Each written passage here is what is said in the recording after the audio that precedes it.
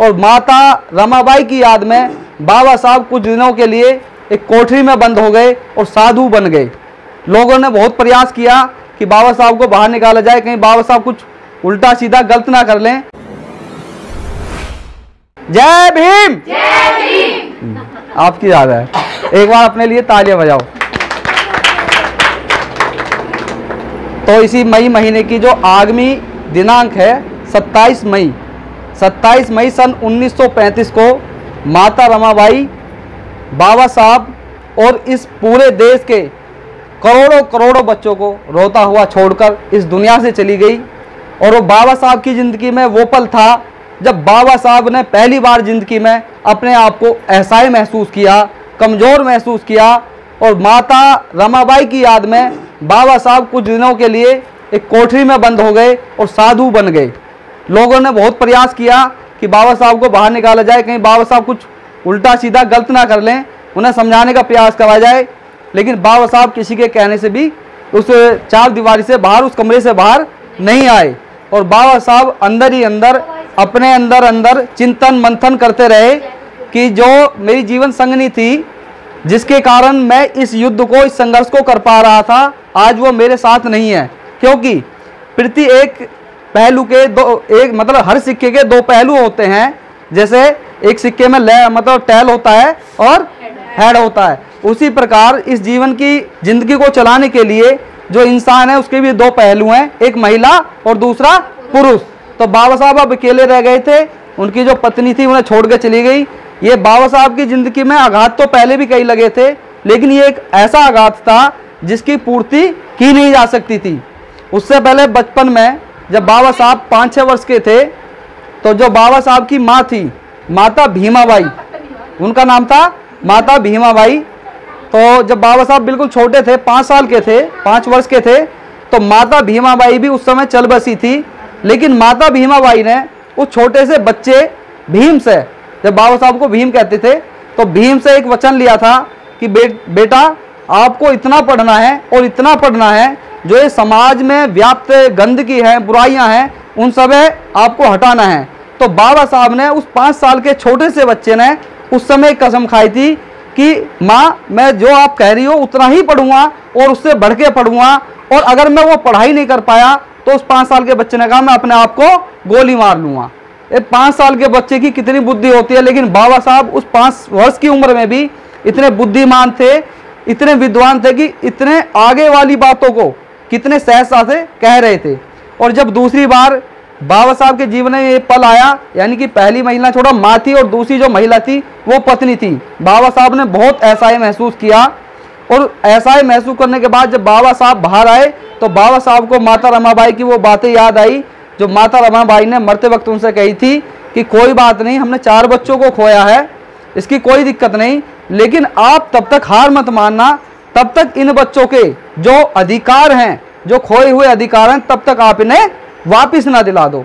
तो बाबा साहब ने उसी बात को याद करते हुए हमारी जो लड़ाई थी, संवैधानिक लड़ाई, जो हमारे अधिकारों की, कानून की, हक की जो लड़ाई, उसे बराबर लगातार जारी रहा। और सन 1956 तक, 5 दिसंबर 1956 तक उस लड़ाई को लड़ते रहे। तो उन्हें बाबा साहब की जो बातें हैं वो तो कॉमन है, हर किसी को पता है, इतिहास भी है, लेकिन हर इंसान के पीछे एक महिला का हाथ होता है। और वो बाबा साहब के जो पीछे वाली महिला थी वो थी पूजनीय माता रमाबाई अंबेडकर। तो आज उन्हीं के ऊपर 27 जो आ रही है तारीख 27 मई, उसमें एक उसकी श्रद्धांजलि के उपलक्ष्य में 27 मई से 2 दिन बाद 29 मई में रविदास टेम्पल ट्रस्ट में एक बहुत अच्छा प्रोग्राम रखा गया है। और उस प्रोग्राम का नाम है एक अनोखी अनूठी ऐतिहासिक श्रद्धांजलि। बहुत सारी बौद्ध महिलाएं मिलकर उस दिन अपने पार्थिव शरीर का मरने के बाद देहदान करेंगी। तो मेरा लगभग समय होने जा रहा है, लेकिन फिर 2 मिनट लूँगा, हल्का सा मैं तुम्हें डीपली बताने का प्रयास करूँगा कि देहदान क्या है और क्यों ज़रूरी है। देखिए, हम जो इस संसार में पैदा होते हैं, तो पैदा ही हम होते मरने के लिए हैं, यानी कि अगर हमने जन्म लिया है तो निश्चित एक दिन मरेंगे जरूर, ये बात हकीकत है। और जो हमारे अंदर चीज़ें हैं वो इस पृथ्वी के प्रत्येक जीव जंतु, पशु पक्षी सभी के अंदर कॉमन है। क्या चीज़ें कॉमन है? खाना पीना, शादी ब्याह, बच्चे, परिवार, ये सारी चीज़ें कॉमन है। इंसान में जो अलग तरह की एक बात है वो उसकी बुद्धि है, उसका दिमाग है, और उस बुद्धि दिमाग भी तब सही है अगर वो उसका विकास करे, उसे विकसित करे। बुद्धि दिमाग सभी के अंदर है लेकिन सभी उसको विकसित नहीं करते, और विकसित करने के लिए अपने महापुरुषों को जानना होता है, अपने महापुरुषों को पढ़ना होता है। तो एक बार मुझे बताओ, आप में से कौन कौन लोग अपने महापुरुषों को पढ़ते हो? अच्छा, आप भी पढ़ते हो जी, इसलिए बुद्धि कम विकसित है। चलो ठीक है जी। खैर देखो, जो हमारा शरीर है ये 4 तत्वों से मिलकर बना है, और तो अब तक आपने सुना होगा 5 तत्व, लेकिन हकीकत यह है तत्व 4 होते हैं, और उन 4 तत्वों से मिलकर हमारी बॉडी बनी है। पहला जो तत्व है वो हवा है, और जो दूसरा तत्व है वो अग्नि है, तीसरा जल है, और चौथा है पृथ्वी, जिसे हम धरती भी बोलते हैं। जब ये चारों तत्व, ये प्राकृतिक तत्व एक जगह मिलते हैं तब जन्म होता है किसी न किसी जीव का, जंतु का, पशु का, पक्षी का। जब ये चारों तत्व ऑटोमेटिक प्रकृति में एक सिस्टम है, एक चक्र है, रूटीन है, उससे एक जगह आए तो जन्म हो गया। और जब ये तत्व विभक्त हो जाते हैं, अलग अलग हो जाते हैं, तो इंसान की मृत्यु हो जाती है। अब देखने वाली बात यह है कि जो हमारी मृत्यु हुई किसी की भी, पहले जो यहाँ प्रथाएं रही हैं इंसानों की, कुछ जला ना रही है, या ज़मीन में दफन कर दो, नहीं, या और पानी में बहा दो। और एक पारसियों में एक प्रथा थी, पारसी लोग ऐसा करते थे कि जब उनके यहाँ कोई मृत्यु होती थी तो उनके यहाँ एक बुर्जनुमा चोटी होती थी, वो उस इंसान को या महिला को उस चोटी पर टांग देते थे ऊपर, ताकि पशु पक्षी उसे खा के अपनी भूख मिटा सकें, भूख शांत कर सकें। वो उस मतलब मानवता के कल्याण के लिए या पशु पक्षियों के भले के लिए ऐसा करते थे। लेकिन जो हमारी विचारधारा है, हमारी जो आइडियोलॉजी है, जो शर्मन सभ्यता है, वो सबसे महान है, क्योंकि हमारी जो सभ्यता है वो संसार की 3 सभ्यताओं में से सबसे महान है, जिसे हम शर्मन सभ्यता, शर्मन विचारधारा कहते हैं, या हड़प्पा सिंधु घाटी सभ्यता भी कहते हैं। वो सबसे महान इसलिए है, अब से 5, 6 या 10,000 साल पहले हमारे पूर्वज क्या किया करते थे, जब कोई व्यक्ति मरता था तो उसकी डेड बॉडी को मरने के बाद जंगलों में छोड़ दिया करते थे।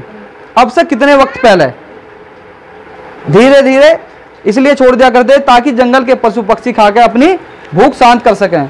लेकिन जैसे धीरे धीरे विदेशियों ने हमारे यहाँ अटैक किए, आक्रमण किए, हमारी सभ्यता को नष्ट किया, उन्होंने हमारी चीज़ों को बदल दिया। आज हम देखते हैं हम शरीर को जला देते हैं, कोई ये नहीं बता सकता कि जलाने का क्या फ़ायदा है। मरने के बाद अक्सर आपने सुना है कि जो हमारा शरीर है वो मिट्टी है, कहते सुनाओ लोगों को कि मर गया ये तो भाई अब तो मिट्टी है, नो कुछ भी कर लो, ये सब कहते हैं। लेकिन जब कहते तो है कुछ भी कर दो अब तो इसके साथ, लेकिन करते एक काम ही है, शमशान भूमि में लेकर जलाते हैं। उससे किसी का फायदा नहीं होता, बाशर्ते 2 नुकसान जरूर होते हैं, एक लकड़ी का नुकसान होता है और दूसरा वायु प्रदूषण होता है नहीं। और अगर उसमें सामग्री ना डाली जाए, इतनी बदबू होती है कि आप वहाँ खड़े नहीं हो सकते, उल्टी कर दोगे। जब चिता को जलाया जाता है, अगर वहाँ सामग्री ना लगाई जाए, घी ना डाला जाए, तो बदबू ही बहुत होती है बॉडी में। जब मांस जलता है, तो मान लो आपने उस मांस को जला दिया, उससे क्या बेनिफिट हुआ? कोई बेनिफिट, कोई फायदा नहीं हुआ। जब इंसान मर गया, हमें पता भी है मट्टी है, अगर वो मट्टी किसी मरते इंसान को मिल जाए और उसकी जिंदगी बन जाए तो कैसी बात रहेगी? अच्छी रहेगी ना।